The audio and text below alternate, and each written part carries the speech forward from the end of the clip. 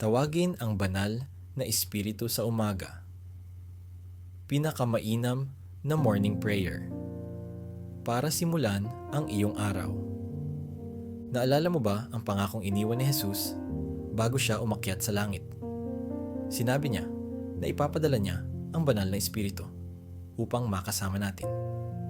Sa Juan 14:16 sinabi niya, "At ako'y dadalangin sa Ama, at kayo'y bibigyan niya ng ibang kaagapay, upang manatili sa inyo magpakailanman." Ipinangako ni Jesus na magkakaroon tayo ng tagapayo. At ngayon, nais kitang hikayatin na panghawakan ang pangakong ito at tanggapin ang banal na espiritu sa iyong buhay. Tanggapin mo siya sa bawat bahagi ng iyong araw. Bawat bagong umaga ay pagkakataon para lumakad kasama ang espiritu. Hayaan siyang manguna, gumabay, at humubog sa iyong buhay ayon sa ganap na plano ng Diyos. Kung iisipin mo, paano mo ba karaniwang sinisimulan ang iyong araw? Maliban sa mga taong nagsisimula agad sa panalangin, iba-iba ito para sa marami sa atin. May ilan na pagmulat pa lang ng mata, agad naghahanap ng alarm clock para makahingi pa ng ilang minutong tulog. May iba na maghahanda ng kape, manonood ng kaunting balita, o mag-aayos para sa buong araw na hinaharap. Para naman sa iba, iba ang unang kilos sa umaga. Dahan-dahan kang gagalaw, hahanapin ang malamig na ibabaw ng cellphone sa iyong tabi. At pag-swipe mo ng screen, sisimulan mong tingnan ang mensahe at mga update. At doon nagsisimula ang iyong araw, kasabay ng mga tunog ng notifications. Pero sa mga sandaling ito, may isang napakahalagang bagay ang madalas nating nalalampasan. Isang pagkakataon, isang regalo na kayang baguhin ang buong karanasan mo sa araw na darating. Ang regalong iyon ay ang banal na espiritu. Maaari mong imbitahan ang banal na espiritu na maging iyong kasamang palagi, na may katiyakang siya ay tapat na sumasa iyo, gumagawa sa iyo at sa pamamagitan mo para sa kaluwalhatian ng Diyos. Ano nga ba ang ibig sabihin ng simulan ang araw kasama ang banal na espiritu? Hindi ito kasing simple ng paggawa ng kape o pagsusuot ng sapatos. Ito ay ang malaytaong desisyon na anyayahan ng Diyos sa pamamagitan ng kanyang espiritu na manguna, magbigay inspirasyon, at sumama sa iyo sa bawat ginagawa mo. Ito ay pagnanais na hindi lang basta mabuhay, kundi mabuhay ng may pakikipag-ugnayan sa manlilikha at magpasakop sa kanyang karunungan at pag-ibig. Sa Gawa 8:29 hanggang 30 sinabi ng Espiritu kay Felipe, "Lumapit ka at samahan mo ang karwaheng iyon." Kaya tumakbo si Felipe. Dahil sumunod si Felipe, nagawa niyang tulungan ang lalaking nauunawaan ang mga salita ni Isaias. Ipinakikita nito kung paano tayo maaaring gabayan ng banal na espiritu upang mapunta sa tamang lugar, sa tamang oras. At tulad ni Felipe, kapag sinimulan natin ang araw kasama ang banal na espiritu, nagkakaroon tayo ng daan sa gabay at karunungan ng Diyos. Kaya mahalaga ang panalangin tuwing umaga. Alalahanin din natin si Apostol Pedro. Sa Gawa 10, habang siya'y nananalangin sa bubungan, nagkaroon siya ng pangitain na nagturo sa kanya ng malalim na katotohanan tungkol sa pag-ibig ng Diyos. Sa pamamagitan ng Espiritu, tinuruan siya ginabayan, at inihanda para sa misyon na inilaan sa Kanya. Minsan iniisip natin na ang mga kwentong ito ay para lamang sa Biblia. Ngunit hindi totoo iyon. Ang parehong banal na espiritu na gumabay kina Felipe at Pedro ay parehong espiritu na available para sa atin tuwing umaga. Maaaring magkaiba ang ating hamon, kalusugan, pera, problema sa pamilya, o personal na pakikibaka. Pero ang Diyos ay pareho pa rin. Katulad ng sinabi sa Roma 8:31, kung ang Diyos ay panig sa atin, sino ang laban sa atin? Paano nga ba natin iniimbitahan ang banal na espiritu tuwing umaga? Magsisimula ito sa isang simpleng paanyaya.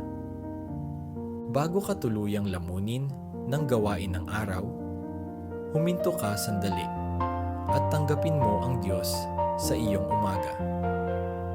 Hindi ito nangangailangan ng magagandang salita.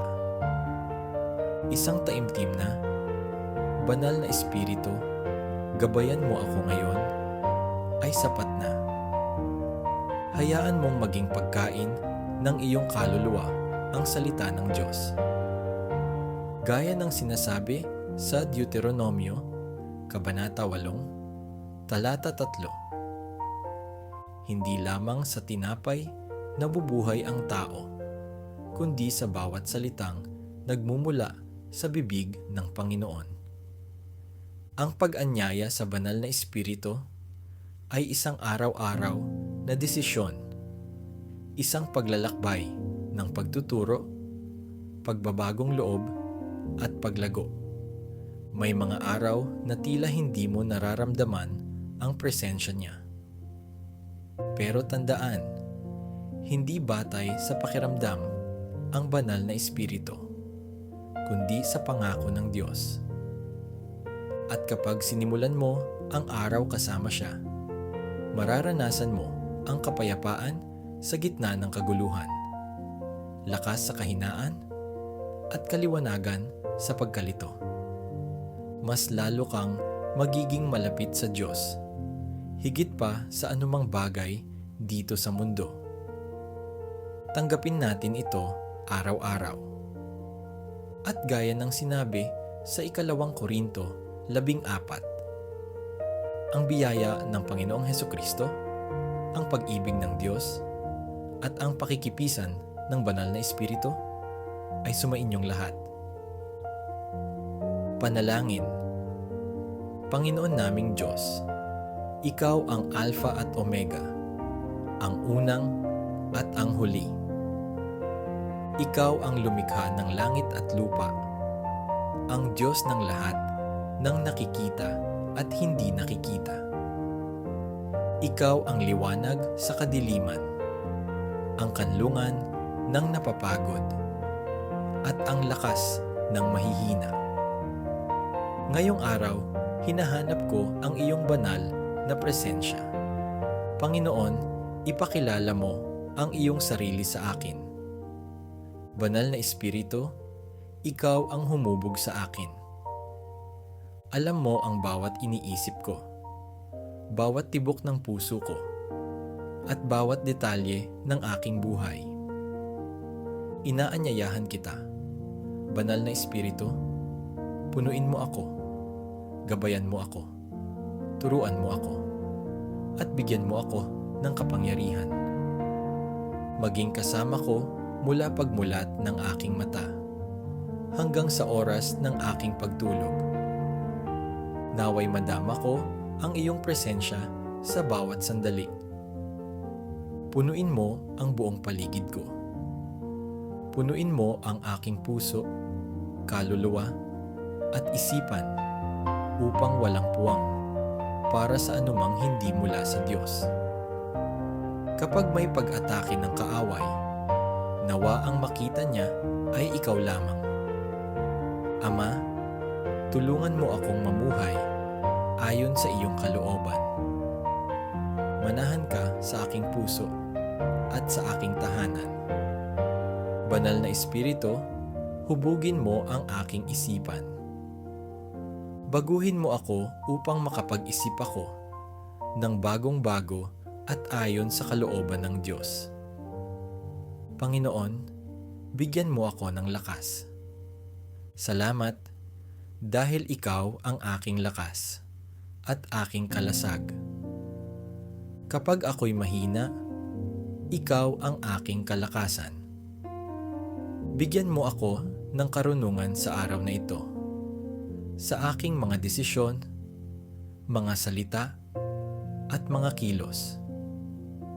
Panginoon, hinihiling ko ang mabuting kalusugan.